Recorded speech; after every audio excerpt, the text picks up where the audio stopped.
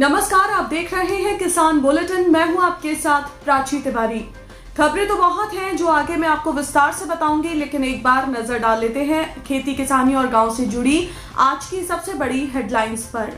नए सत्र की शुरुआत से पहले होगा गन्ने का भुगतान। मुख्यमंत्री योगी आदित्यनाथ ने दिया आश्वासन। अपनी उपज अपने घर से बेचेंगे किसान, कृषि मंत्री नरेंद्र सिंह तोमर का बयान। पंजाब में किसान आंदोलन का ट्रेनों के परिचालन पर असर, 2 दिन तक बंद रहेंगी या बीच में ही रद्द होंगी ट्रेनें। बुधवार को मुजफ्फरनगर में भारतीय किसान यूनियन के प्रतिनिधि मंडल ने राष्ट्रीय प्रवक्ता राकेश टिकैत के नेतृत्व में मुख्यमंत्री योगी आदित्यनाथ से लखनऊ में उनके कालिदास मार्ग स्थित आवास पर मुलाकात की। तो इस दौरान जो बकाया गन्ना भुगतान, गन्ने का मूल्य बढ़ाए जाने और भूमि अधिग्रहण के कई मुद्दों पर विशेष रूप से चर्चा हुई, जहां मुख्यमंत्री की ओर से प्रतिनिधि मंडल को आश्वासन भी दिया गया कि नए सत्र की शुरुआत से पहले किसानों का गन्ना भुगतान जरूर करा दिया जाएगा। परियोजनाओं के निर्माण में अधिग्रहित की गई जमीन पर कब्जा लेने के लिए फसल काटने के लिए किसानों को पर्याप्त समय दिया जाएगा। इसके अलावा न्यूनतम समर्थन मूल्य पर किसानों के उत्पाद खरीदने, बिजली विभाग की गलती से किसानों के बढ़े हुए बिल का समाधान करने, किसान सम्मान निधि का लाभ किसानों को दिए जाने और कृषि विधेयकों के साथ साथ न्यूनतम समर्थन मूल्य को भी कानून बनाए जाने की बात की गई, जिस पर योगी आदित्यनाथ द्वारा आश्वासन दिया गया और किसानों की सभी मुसीबतों का हल निकालने की बात कही गई। लेकिन हाँ, किसान यूनियन नेता ये याद दिलाना नहीं भूले कि 25 सितंबर को कृषि बिलों के विरोध में चक्का जाम भी किया जाएगा। केंद्रीय कृषि मंत्री नरेंद्र सिंह तोमर ने कृषि विधेयकों को किसानों के लिए उपयोगी बताते हुए कहा है कि इससे किसानों और व्यापारियों के बीच की जो दूरी है वो कम होगी। अब व्यापारी किसानों से उपज खरीदने के लिए खुद उनके घर तक आएंगे। उन्होंने कहा कि राजनेता, किसान नेता या फिर कृषि विशेषज्ञ सब कुछ नहीं जानते हैं और वो हमेशा सही होंगे, ऐसा भी नहीं है। लेकिन हाँ, किसान सब कुछ समझते हैं, उन्हें पता है व्यापारी उनके साथ जुड़ेंगे तभी उनका कोई फायदा हो पाएगा। अब मान लीजिए जैसे कि व्यापारी को उपज खरीदनी है और जब उपज मंडियों तक नहीं आएगी तो व्यापारियों को किसानों के गांव का दौरा करने और किसानों के साथ सौहार्दपूर्ण संबंध बनाने और किसानों की उपज उनके घर जाकर खरीदने के लिए मजबूर होना ही पड़ेगा।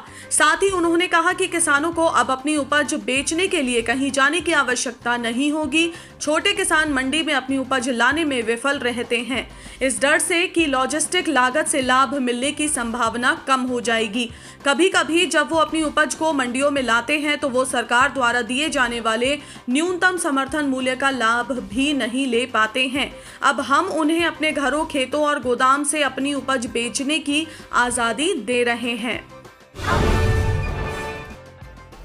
पंजाब में किसान आंदोलन का असर रेल परिचालन पर पड़ रहा है। देश के अन्य हिस्सों से पंजाब की ओर जाने वाली ज्यादातर ट्रेनें 24 से 26 सितंबर तक प्रभावित रहेंगी। आपको बता दूं कि मंगलवार धनबाद से चली लुधियाना एक्सप्रेस अंबाला तक ही चलेगी। धनबाद फिरोजपुर लुधियाना एक्सप्रेस, धनबाद से गुजरने वाली कोलकाता दुर्गियाना एक्सप्रेस को या तो अंबाला पर ही रद्द कर दिया जाएगा या फिर ये ट्रेनें 2 दिन बाद खोली जाएंगी। तो अमृतसर से कोलकाता जाने वाली दुर्गियाना एक्सप्रेस भी अंबाला से ही खुलेगी।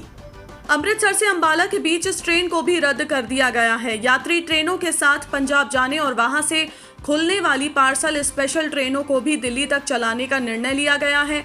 24 सितंबर को Howrah Amritsar parcel express train Delhi तक चलेगी। वापसी में अमृतसर हावड़ा पार्सल स्पेशल 25 के बजाय 27 सितंबर को चलेगी। बंगाल की खाड़ी में उत्तर पश्चिम में बने दबाव की वजह से पूरे प्रदेश में बारिश का दौर है। स्थानीय मौसम विभाग के मुताबिक झारसुगड़ा और सुंदरगढ़ जिले में भारी से भारी बारिश होने का अनुमान है।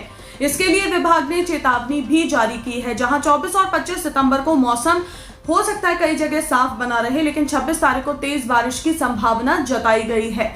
मौसम विभाग ने कहा है कि इस दौरान समुद्र शांत रहेगा और मछुआरों को समुद्र में ना जाने की हिदायत भी दी गई है। इसी तरह अगले 24 घंटे मध्य उत्तर ओडिशा के कुछ इलाकों में और दक्षिण ओडिशा के 1 या 2 जगहों पर काम से जो मध्यम है वो बारिश होने की संभावना जताई गई है। तो आज के किसान बुलेटिन में फिलहाल इतना ही। आप स्वस्थ रहिए और अपना ध्यान जरूर रखिए। फिलहाल मुझे दीजिए इजाजत। नमस्कार। अगर आप चाहते हैं कि ग्रीन टीवी इसी तरह से किसानों को सशक्त करने के लिए कार्य करता रहे, तो आप भी इसमें अपना सहयोग दे सकते हैं।